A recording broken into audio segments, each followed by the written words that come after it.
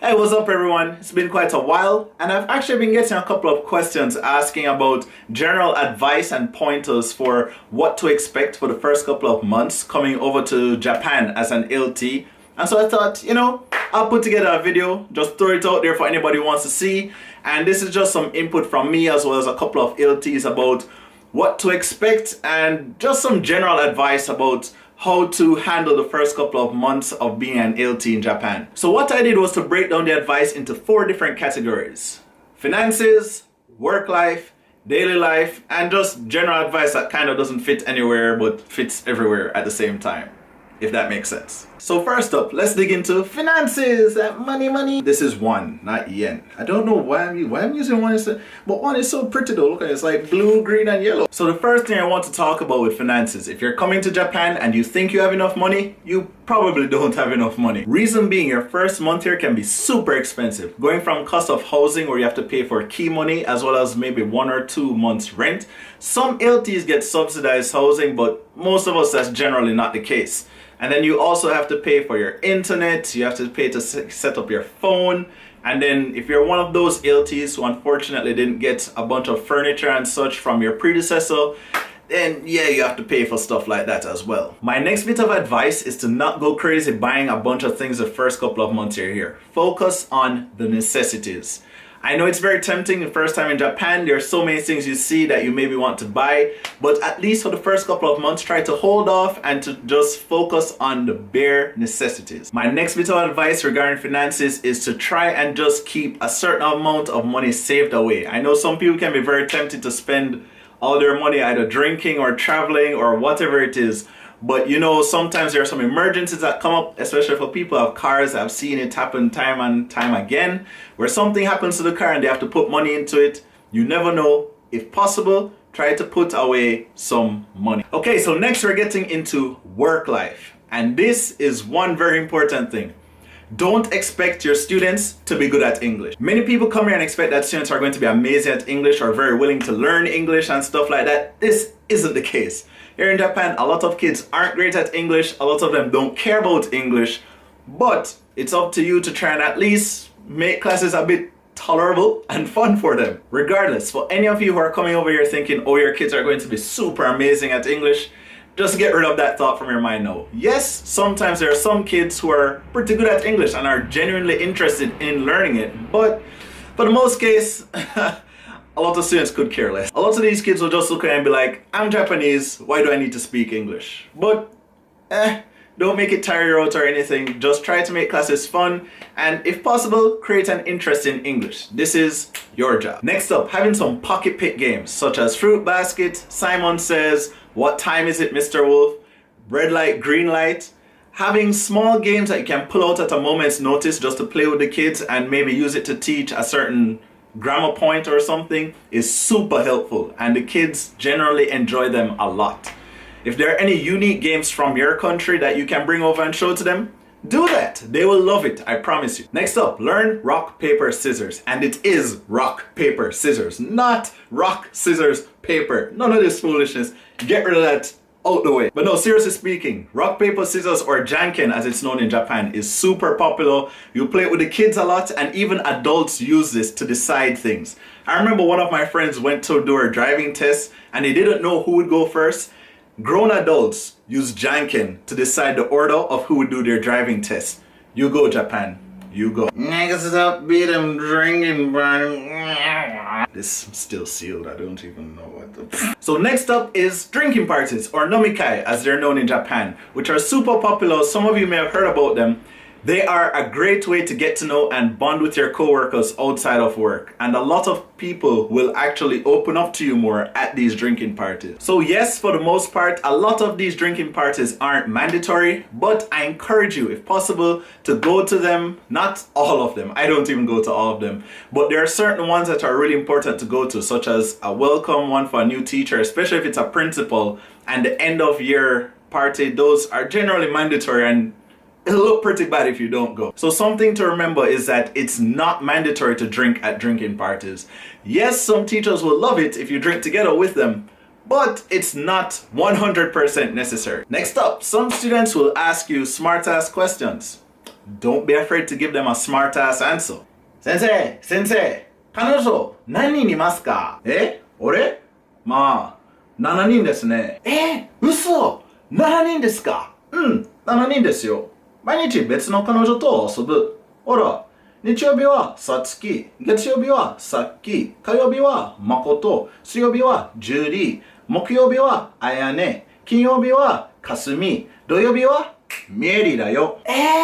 マジ? Just try not to be completely rude to any of the students. Especially at elementary school, some of these kids are very liable to cry. Which actually segues pretty nicely into another point that I have. Don't be afraid to set boundaries right from the start. Or rather, set boundaries right from the start. Some LTs will make the mistake just to let certain kids get away with small little things that at first are like, oh, they're so cute, it's fine, they'll get tired of it or stop doing it. This isn't the case. If there are certain boundaries that they're crossing which you don't appreciate, stop them right from the beginning. Let them know that this is not cool. Shout out a dame or yaminasai or something like that. Let them know, or let a teacher know, this isn't cool. If you don't set those boundaries from the start, they're going to build up, think it's okay, continue doing it, and you're just going to be very miserable in the future. And there are 2 more points remaining for work-life advice. The first of which is, remember that Japan is still a very conservative country, and as such, you have to be super careful with the way that you dress at work or even just going outside. The whole dress code thing is unfortunately a bit stricter for ladies, and so you have to be super careful with the things that you wear at work. You know, don't show your shoulder too much if you're going to work. You have to be careful not to wear anything too low cut. And like even during times like summer, you can't wear these short shorts or short skirts or anything like that. And guys, you have to be careful as well.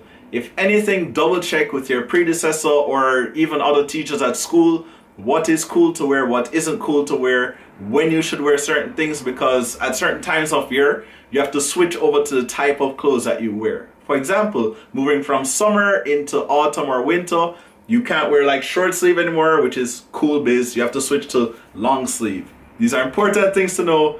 Check with others about it. Double check, triple check, quadruple check. Get it locked down. My final bit of advice for work life is regarding things like tattoos, piercings, nail art, makeup. Now, I found that this is something that really varies depending on your school or the area that you're in. For example, here in this city, there are teachers who have found problems with like heavy makeup and stuff like that. But I know some other LTs in other areas that will wear certain kinds of makeup or even have nail art decorations, and the school is generally fine with it. So you yourself have to double check with your coworkers or predecessor or the BOE and find out what is okay, what isn't okay. Now with tattoos and piercings, this is a lot more gray area depending on your school environment, but a lot of schools won't really be okay with you showing like huge tattoos or having crazy piercings at school.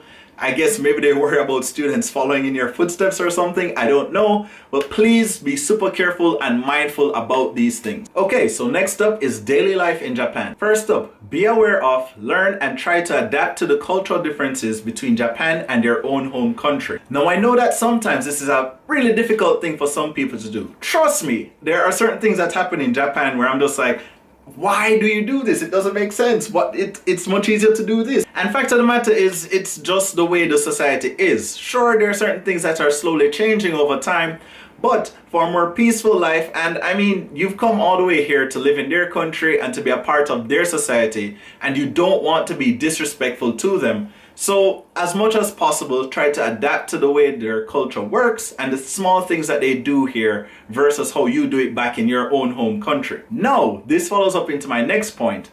Don't compromise your own moral standards or change who you are just to fit into society. Now is when you start to walk a really fine line, because you don't want to change your personality and who you are just to fit in, but at the same time, you don't want to do these things that are so way out there that they just wonder or think that you're being rude to them or rude to somebody in society. So this is your learning point. Try and find that line and to walk along on it gracefully. Speaking on the topic of cultural differences, be very mindful of small things that could have a big difference between countries.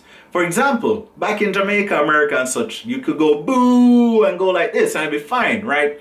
Here in Japan, going like this means go to hell. basically. So you can't go to a store and be like, boo! You'd be like telling all the people to go to hell, which that's obviously not cool. Next big thing, find sports or hobbies to occupy some of your free time while you're here.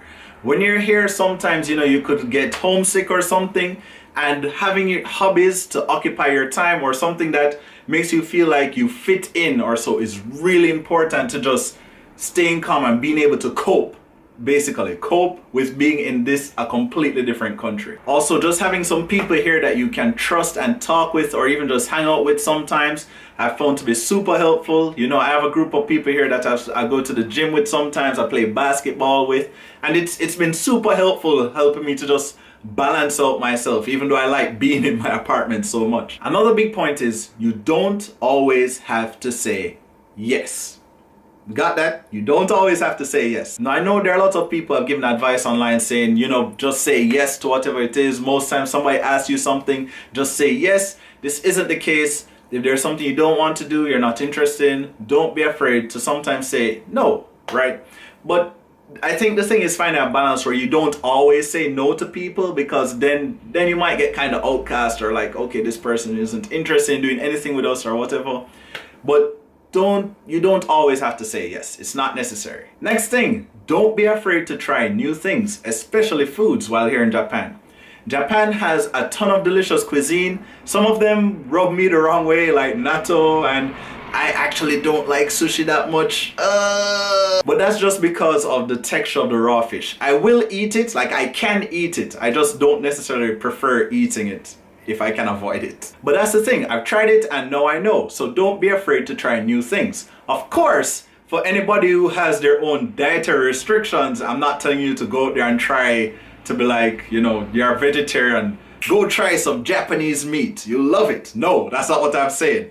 I'm just saying for people who are open to these things or don't have those dietary restrictions, don't be afraid to try new foods. And don't be afraid to try different things while in Japan. Different dances, learn to play an instrument or something. It's all a learning experience. And now my final piece of advice for daily life. Get independent. This is the biggest thing. I'm going to say it one more time. Get independent. Some people come to Japan and they expect to be babysitted, to have somebody to hold their hand through everything they do. That's not how life works here. Everybody has their own life that they need to live, and you didn't come here to be babysitted. You came here for a completely different experience, right? So get independent. If you can't cook, learn to cook. You can't wash clothes, learn to wash clothes. Learn to do shopping, learn to do things to be able to take care of yourself. Because if you have to rely on others for most things, you're going to be very unhappy here. You're not going to have a good time. It's going to be miserable, especially during certain times like winter. No. Learn to be independent. Learn to be able to do things on your own. You will be much happier if you learn to do that from early on. Okay?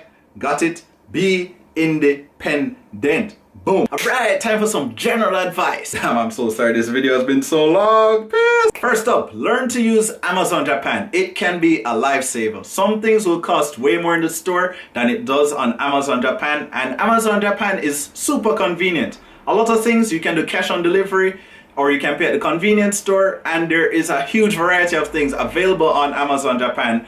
Learn to use it, get with it, boom. Next up, summer sucks. It's hot, it's humid, there are a ton of insects around, such as mukade. It's not a good time. You're going to have to learn to cope with that. Next one, winter sucks. It's cold, there's no central heating. Basically everywhere is cold, outside and inside. Sometimes inside your apartment is colder than outside. Not a good time. Learn to get a lot of heated stuff. Keep yourself warm, don't die. Next one, places like Tokyo, Kyoto, Osaka does not equal Japan. And I know a lot of people think that they know Japan because, they've either been to Tokyo or they see a ton of things about Tokyo or Kyoto or Osaka on the internet. But no, each place in Japan has its own culture, its own, they're all different. There are so many differences between the different places, the different cities, the different prefectures in Japan. Don't come here thinking that everywhere equals Tokyo. You'll be sorely disappointed. That actually leads up to a good point where, and it's really important as well, try as much as possible to not come to Japan with any preconceptions, which I know is maybe super hard considering lots of people maybe watch a ton of anime or dramas or have looked on a ton of videos on the internet. As much as possible, and this is just for your own benefit, trust me, try to not come to Japan with crazy preconceptions, right? Like a lot of the times they're misconceptions, and it will either make you disappointed depending on how adaptable you are, and it might make certain things harder for you to adjust to, or like it'll make your stay more unpleasant. I don't know, but as much as possible, try to come here with a clear mind, just a clean slate. Like, okay, I'm coming to this new country. I know maybe these one or two things, but I don't know anything for sure. I'm open to learning. I'm open to experiencing this new country, this new culture. Let's go. Next point is people are people, kids are kids. Japan is just another country. It has its own culture, it has its own issues, it has its own benefits and things that are beautiful about it, just like any other place. So don't come here thinking that you're entering this magical realm full of maybe Gundams or otaku or something like that. This isn't the case. And the people as well, they're normal people, just living their daily lives just like you and me. Next thing is onsen. Onsen are fine. They're fine. We've all seen someone naked at some point in our lives, and it's just a natural thing here, right? No need to make a big deal about it. I can understand being uncomfortable at first. You know, I remember the first time I went on onsen and I just saw all these old guys just walking around flailing their junk like it's no big deal. And I'm like, okay, so that's what it is, okay? Okay, I'm cool, I'm good with this. But no, seriously, onsen are amazing. I simply love how I feel when I come out of an onsen. I feel super refreshed and relaxed.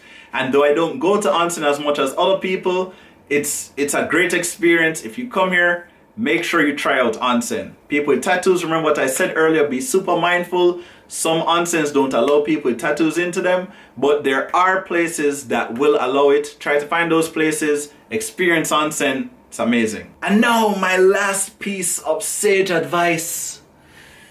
Don't be afraid of Japanese. It's a great language. It's super difficult. At least the kanji are super difficult for me. But if you're living here, I think it's really helpful to at least know some words or phrases in Japanese. It will help your daily life a lot. And even using it at school, you know, when you talk to your students, when they see you trying to speak Japanese, even if you're doing it badly, they will also feel a little more motivated to try and speak English with you, because they won't feel so bad. They see you're maybe not doing great at Japanese, they will think it's okay for them to not do great at English. But the important thing is to try, right?